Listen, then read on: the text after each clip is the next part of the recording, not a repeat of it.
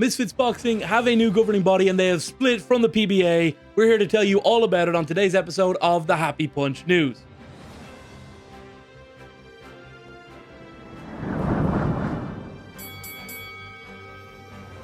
Hello and welcome to the Happy Punch News. I am your host, Donna Corby, and we have a breaking news story that we're running you through that has happened today. It is about Misfits Boxing and the PBA, their governing body for their event. So, who are the PBA? The Professional Boxing Association are a governing body that sanctions bouts under pro rules. And when Misfits have been in the UK, so far they have been the ones that put on the shows. But that all changed today in a fiery tweet storm, which I'm going to break down for you on today's breaking news episode of the Happy Punch News. So it all starts this afternoon. The PBA announced they were going to have a hearing for Ed Matthews to decide if it's appropriate to allow him to continue boxing. And they announced that the date and time for this was Thursday at 4 p.m. A disciplinary hearing for Mr. Ed Matthews has been scheduled for January 18th, 2024 at 4 p.m.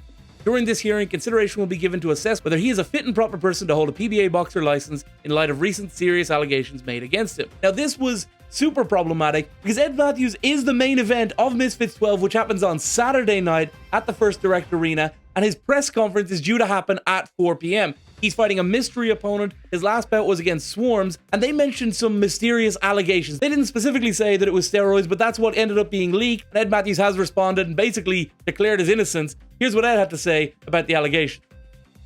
PBA trying to accuse your boy of taking steads. How would PBA feel if I released that video of the weigh-in? You can test me all you want, your boy natty. Skinniest I've been in a sec, I can't lie, but you wouldn't like that dropped, would ya? So once this tweet went out, we got our Happy Punch News team to start looking around, and we got tipped off that perhaps the PBA were not sanctioning Misfits 12 at the First Direct Arena in Leeds. So obviously, I got straight on the phone with Mams Taylor, and we got the following statement confirming they are no longer working with the PBA. Misfits Boxing are excited to partner with a new governing body. Things are going to be great. Fairness, transparency, and testing are all going to be a big part of this going forward. New judging system will be in place starting at either Misfits 13 or 14. Half an hour after that, the PBA give their side of the story, and they claim that they suspended Misfits' license before this statement was made to us. They headlined the tweet Misfits Boxing and then wrote, due to the clear violations of the PBA's rules and regulations, bringing boxing into disrepute and in the interest of boxer safety, Misfits Boxing promoters' licenses have been suspended and disciplinary hearings will follow for such license holders. So obviously, Ed Matthews' last performance was an exciting one. He knocked out Swarms in just a few seconds. Good footwork from Swarms right away. Hasn't really thrown much. Oh, big shots come forward. Oh, and he's down!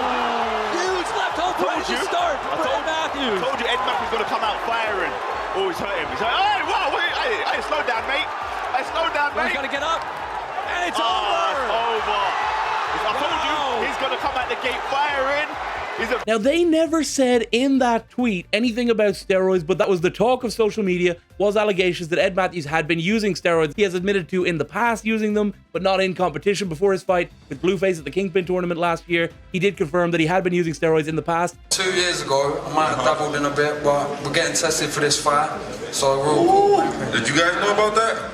I didn't know there was testing. I knew about the No, did you know about him? Yes. Did you know about him shooting up 2 years ago? I'd admit it, innit? 2 years ago, yeah, I dabbled in a bit, but yeah, we're getting tested for this fight. But he's looking much slimmer these days. He was cutting down the weight, and it remains to be seen how much validity there is to the rumors that Ed's currently using steroids. Now, what's interesting with the PBA is this is not the first time that they have suspended a promoter's license before. No, if anyone remembers the Kingpin boxing tournament, right before they were due to have their first fight in April of last year, they had their license suspended, coincidentally, right around the time that they had started working with the ISKA. ISKA stands for the International Sport Karate and Kickboxing Association, and they've also sanctioned boxing events, most famously in our scene, the initial Social Gloves show, where we don't even need to get into what happened with Anisong Gibb and his draw with Taylor Holder, which was quickly overturned.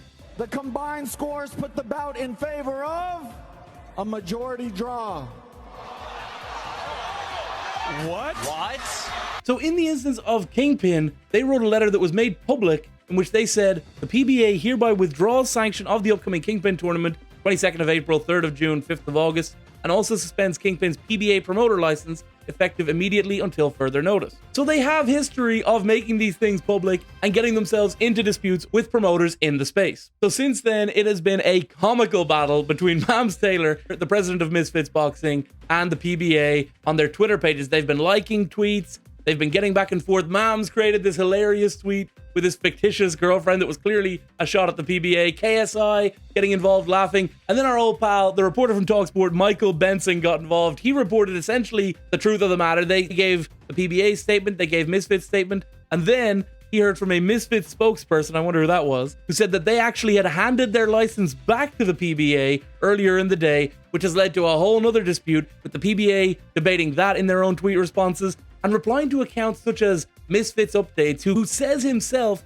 oh, he's a KSI fan from Reddit. Now, Mams Taylor is a guy who will put entertainment ahead of maybe professionalism from time to time, if it means making an exciting story, if it means a Vince McMahon type pro wrestling angle. But what's really strange is this is the Professional Boxing Association. This is the governing body, and they're stooping down to that level. And actually, it seems to me like the PBA are actually less professional in this instance than Mams Taylor. Christian Stewart from Colossal Combat, who is a very, very good source in this scene. He works with the likes of OJ Rose and a lot of other fighters. He basically put out a message saying that he had heard before the Prime card, where KSI lost to Tommy Fury, that they were considering moving away from the PBA. Now, this is where it gets interesting, because a lot of people are accusing Misfits of basically throwing the toys out of the pram. And because KSI lost and they didn't get their appeal accepted for the result against Tommy Fury at the Prime card in October, that's the reason why they're now getting rid of the PBA. It does appear as though the relationship has been a bit strained. I remember hearing rumors way back at the start of last year, around Misfits 4 time. I recall hearing from people behind the scenes, from sources, that if anyone remembers the ICB belt, when Misfits decided they weren't going to work with the ICB belt, that was maybe a bit of a problem for the PBA at the time. So I think this has been brewing for a while. We do have the history of the PBA with Kingpin as well as Misfits. One thing's for sure, they're not governing over Ed Matthews' fight. So Ed Matthews is fighting against a mystery opponent next Saturday, and Misfits have guaranteed that he will be tested, all will be fine, he will not be on steroids, and if he is, he won't be fighting. The real hilarity comes when you go to the likes tab on the PBA and Mams Taylor's Twitter pages. I'm going to read a couple of them now. These are wild that they're engaging with posts like this that read something like, it's an absolute circus. They've now created their own judging system because they can't handle the KSI loss.